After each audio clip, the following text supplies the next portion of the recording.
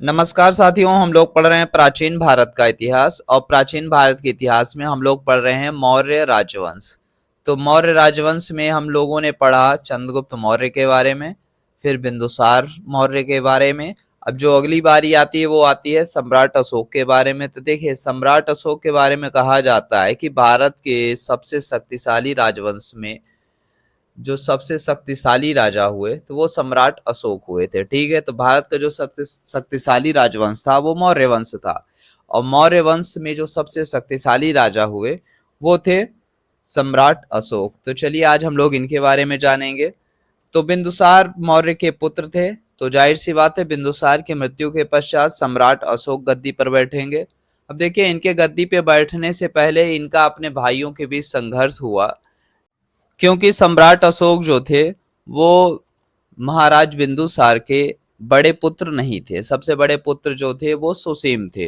अब सुसीम देखिए, बड़ा पुत्र तो था लेकिन वो अयोग्य था, मतलब इतना ज्यादा योग्य नहीं था जितना कि सम्राट अशोक योग्य थे। और ये सम्राट अशोक जानते थे, वो अपने आप को उत्तराधिकारी के ही तौर पे मानते थे बचपन से ही, कि वो मानते थे कि अगला जो आगे चल के मगध की गद्दी पे मैं ही बैठूंगा। और आप देखते हैं तो बहुत सारी चीजें आपको देखने को मिलती है, चाहे आप देखें तो वो विदिशा का क्षेत्र रहा हो, उज्जैनी का क्षेत्र रहा हो, या तक्षशिला का क्षेत्र रहा हो, या फिर आप देखेंगे तो नेपाल वगैरह के जो क्षेत्रों में, तो जहां जहां विद्रोह उठे हैं उन सभी जगह पे सम्राट अशोक ने बेहतरीन तरीके से व्यवस्था को संभाला। विद्रोह के बाद ये खास बात रही है। तो मतलब एक प्रशासक के जो भी गुण थे वो सभी गुण सम्राट अशोक में देखने को मिल रहे थे। तो जाहिर सी बात है, जो भी मंत्रीगण थे वो सब ज्यादातर समर्थन देना चाहते थे, सम्राट अशोक को ही देना चाहते थे, और वो चाहते थे कि सम्राट अशोक ही गद्दी पे बैठे, ना कि सुसीम गद्दी पे बैठे। तो चलिए अब हम लोग बात करते हैं। तो आप एक चीज और कह सकते हैं सम्राट अशोक के बारे में, कि सम्राट अशोक विश्व इतिहास के उन महानतम सम्राटों में अपना सर्वोपरि स्थान रखते हैं जिनका नाम सफलतम सम्राटों में से जाना जाता है, और भावी पीढ़ियां इनका नाम श्रद्धा से लेती हैं और साथ ही साथ कृतज्ञता के साथ स्मरण करती हैं। अब ऐसा क्या रहा है सम्राट अशोक के बारे में कि जो सोचिए इतना कुछ कहा जाता है इनके बारे में, कि मतलब सोचिए विश्व के जो महानतम सम्राट थे हैं, उन महानतम सम्राटों में सबसे टॉप पे सम्राट अशोक को रखा जाता है।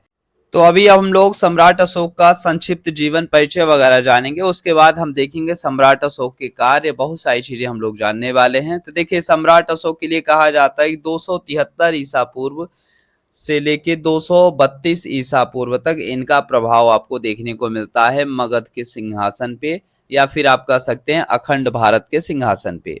क्योंकि देखिए, 273 ईसा पूर्व में सम्राट बिंदुसार की मृत्यु हो जाती है। उसके बाद सत्ता के लिए संघर्ष चलता है, और जब संघर्ष स्टार्ट होता है तो इसमें सम्राट अशोक को अपने जो है कुछ भाइयों को शायद मारना भी पड़ता है, इसके साक्ष्य मिलते हैं। और यहाँ तक कि आप देखेंगे तो बौद्ध ग्रंथों में कहा जाता है कि सम्राट अशोक ने अपने 99 भाइयों की हत्या करके गद्दी पे बैठे थे। सोचिए 99 भाई, तो ये बहुत ज्यादा हो जाता है, इतना ज्यादा नहीं। और सम्राट अशोक को क्रूर भी बताने का प्रयास किया गया है बौद्ध ग्रंथों के अनुसार, मतलब उन्होंने ऐसा दिखाया कि पहले बहुत ज्यादा क्रूर थे, फिर कितने महान शासक हुए। तो 99 ना मान के हाँ ये मान सकते हैं कि सम्राट जब बिंदुसार की काफी रानियां थी तो उन रानियों से ज्यादा पुत्र थे, लगभग मान सकते हो कि 15-20 तो रहे ही होंगे, इससे कम तो नहीं ही रहे होंगे। तो अब इतने जो पुत्र थे, इन पुत्रों के बीच संघर्ष हुआ, जिसमें सम्राट अशोक क्या करते हैं, सफलता प्राप्त करते हैं और वो मगध के सिंहासन पे बैठते हैं। तो जो 273 ईसा पूर्व से संघर्ष स्टार्ट होता है, तो 269 ईसा पूर्व मतलब 269 बीसी में सम्राट अशोक का वास्तविक राज्याभिषेक होता है, और वो मौर्य वंश के अगले उत्तराधिकारी बनते हैं सम्राट बिंदुसार के बाद। ठीक है, और एक बात और कि पुराणों में अशोक को अशोक वर्धन कहा गया है, और राज्याभिषेक से पूर्व अशोक उज्जैन के राज्यपाल थे। ये आप लोग जानते ही हैं, उज्जैन के राज्यपाल कौन थे, तो सम्राट अशोक थे। और साथ ही साथ आप देखते हैं तो तक्षशिला हो गया, उज्जैन हो गया, तो इन सभी क्षेत्रों में आप देखेंगे तो सम्राट अशोक का काफी ज्यादा प्रभाव देखने को मिलता है। और नेक्स्ट अगर हम बात करते हैं तो भारत में शिलालेख का प्रचलन सर्वप्रथम सम्राट अशोक ने ही किया था। अपने राज्याभिषेक के 8वें वर्ष अर्थात इनका राज्याभिषेक हुआ था 269 बीसी में हुआ था, 269 ईसा पूर्व में हुआ था। तो इनके राज्याभिषेक के 8वें वर्ष मतलब 261 ईसा पूर्व में सम्राट अशोक ने कलिंग पर आक्रमण किया और कलिंग को जीत भी लिया। ठीक है, अब देखिए कलिंग युद्ध के पीछे क्या कारण रहा है, उसके पीछे बहुत सारे फैक्टर्स इन्वॉल्व होते हैं। कुछ लोग कहते हैं कि जो उड़ीसा था वहां पे हाथियों का बहुत ज्यादा वो था, तो हाथियों को युद्ध में बहुत ज्यादा जरूरत पड़ती थी। तो एक चीज, और दूसरा चीज ये है कि जो सामुद्रिक व्यापारिक मार्ग थे तो उसमें जो उड़ीसा के बंदरगाह थे वो बहुत महत्वपूर्ण भूमिका निभाया करते थे।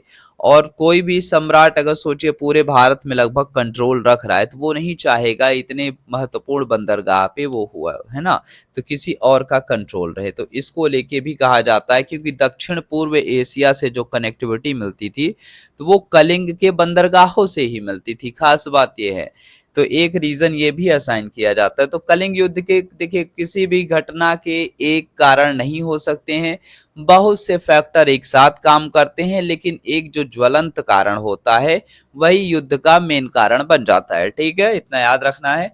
उसके बाद हम लोग और एक चीज देखते हैं कि सम्राट अशोक से संबंधित बहुत सी जानकारियां समय के अनुसार जुड़ती चलेंगी। जैसे जैसे हमारा पुरातत्व सर्वेक्षण खोज करता गया, चीजों के बारे में फाइंड आउट करता गया, वैसे वैसे हम सम्राट अशोक को और ज्यादा गहराई से जानने लगे। ठीक है, 1750 में आप देखते हैं टी फेंथैलर थे, सर्वप्रथम इन्होंने दिल्ली में अशोक स्तंभ की खोज की थी। अशोक के अभिलेख को 1837 में सर्वप्रथम जेम्स प्रिसेप ने पढ़ा था। तो अगर कभी क्वेश्चन पूछा जाए कि सम्राट अशोक के अभिलेख को सर्वप्रथम किसने पढ़ा था, तो जेम्स प्रिसेप ने पढ़ा था। कब पढ़ा था? तो 1837 में।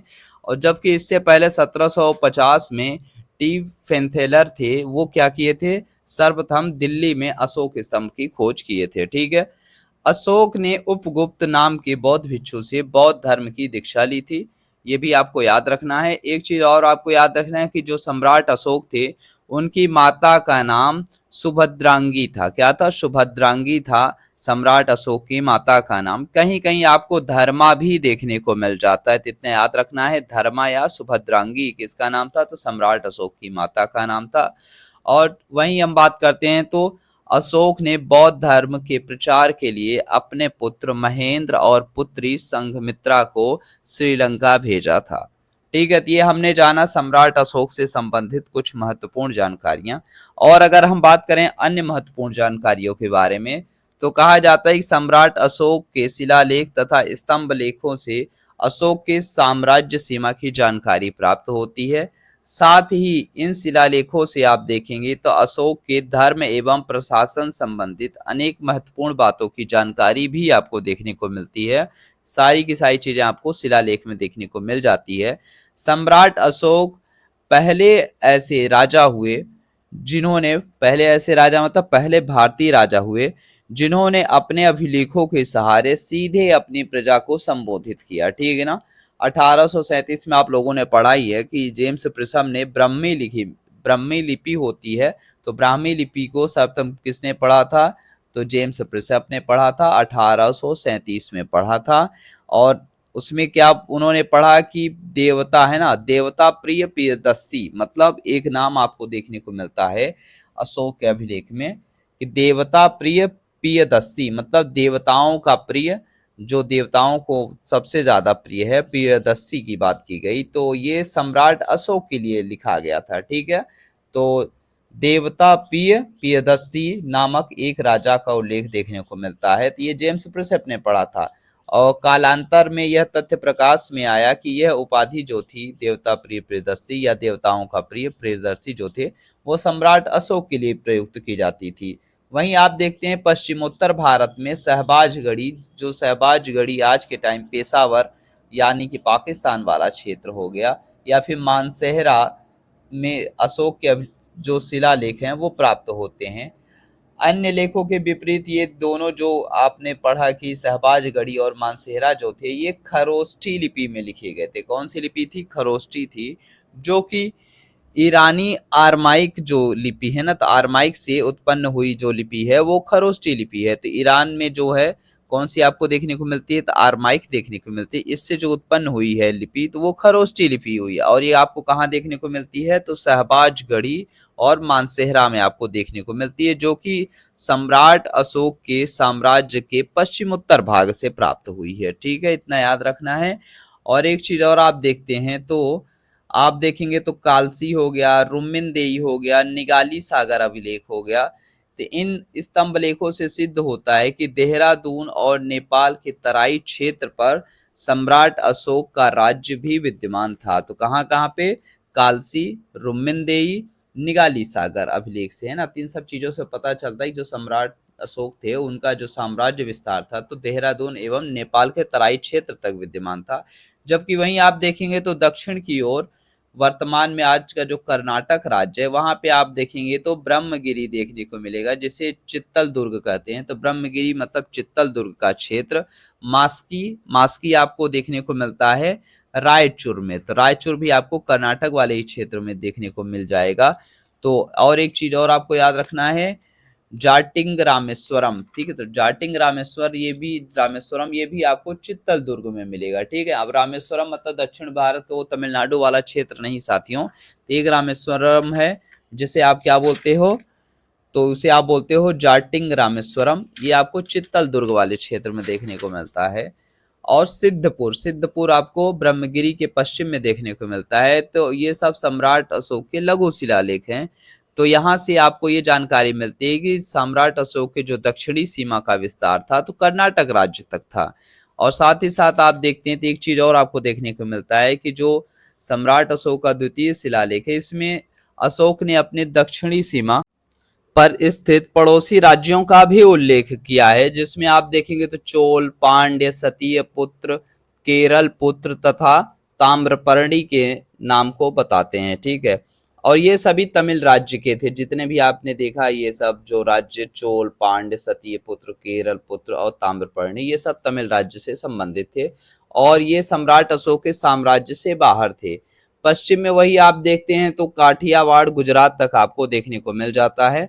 और नेक्स्ट अगर हम बात करते हैं साथियों तो एक चीज और आपको देखने को मिलती है कि जो काठियावाड़ गुजरात का क्षेत्र, यहाँ पे आपको जूनागढ़ में आप देखेंगे तो जूनागढ़ वाले क्षेत्र में आपको सम्राट अशोक के शिलालेख और उनसे संबंधित बहुत सारी जानकारियां देखने को मिलती है। गिरनार की पहाड़ी हो गया जो कि आपको यहीं पे देखने को मिलेगी जूनागढ़ वाले क्षेत्र में ही।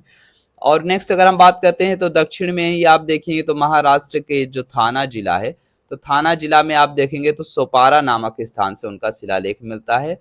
पूर्व में उड़ीसा के दो स्थानों की आपको जानकारी मिलती है। पूर्व में अगर बात करें तो कौन, धौली और जौगढ़ के बारे में जानकारी मिलती है और ये दोनों जो आपको जगह है उड़ीसा में देखने को मिलती है।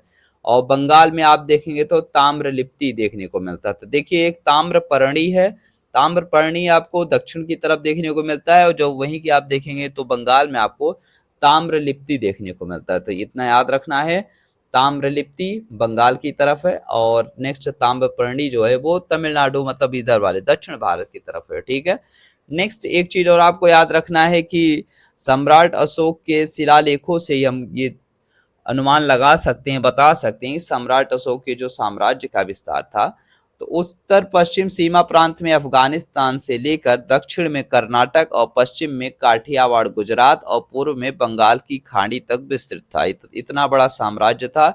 और कश्मीरी कवि जो थे कल्हड़ थे, कल्हड़ ने अपनी एक पुस्तक रजत रंगिणी में ये बताया कि जो कश्मीर पे अधिकार किसका था, तो सम्राट अशोक का अधिकार था। और उन्होंने यह भी बताया कि धर्मारिणी बिहार में अशोकेश्वर मंदिर का निर्माण भी सम्राट अशोक ने ही इस मंदिर की स्थापना करवाई थी। कौन सी, तो अशोकेश्वर नामक मंदिर की स्थापना सम्राट अशोक ने करवाया था। कल्हड़ ने सम्राट अशोक को कश्मीर का प्रथम शासक भी बताया था। कभी क्वेश्चन पूछा जाए कि कश्मीर का प्रथम शासक कौन, तो सम्राट अशोक थे। किसके अनुसार, तो कल्हड़ के रजत रंगिणी पुस्तक के अनुसार। ठीक है, और इसमें बताया था कि जो सम्राट अशोक हैं वो कश्मीर के प्रथम शासक थे और उनका जो साम्राज्य विस्तार था तो हिमालय पर्वत तक पूरा का पूरा विस्तृत था। ठीक है, और नेक्स्ट हमने एक चीज पढ़ाई है, सम्राट अशोक ने अपने राज्याभिषेक के 8वें वर्ष 261 ईसा पूर्व में कलिंग के विरुद्ध युद्ध किया। और कलिंग आज का जो वर्तमान राज्य है उड़ीसा के दक्षिणी भाग पे स्थित है। और इस सब से संबंधित जानकारी आपको कहाँ देखने को मिलती है, तो सम्राट अशोक के 13वें शिलालेख से कलिंग युद्ध के बारे में विस्तृत जानकारी देखने को मिल जाती है साथियों। तो उम्मीद करते हैं ये वीडियो अच्छी लगी होगी। और नेक्स्ट जो अगला हम ये पढ़ेंगे, सम्राट अशोक को इतना महान क्यों कहा जाता है, आखिर क्या रीजन रहा है कि सम्राट अशोक को महानतम शासकों की लिस्ट में सर्वोपरि स्थान दिया जाता है। ठीक है, तो मिलते हैं अपने नेक्स्ट वीडियो में, तब तक के लिए आप सभी को नमस्कार साथियों। और वीडियो को ज़्यादा से ज़्यादा शेयर करिए, जो लोग पढ़ रहे हैं, सीख रहे हैं या जानना सीखना चाहते हैं उनके पास जरूर शेयर करिएगा। तो मिलते हैं अपने नेक्स्ट वीडियो में।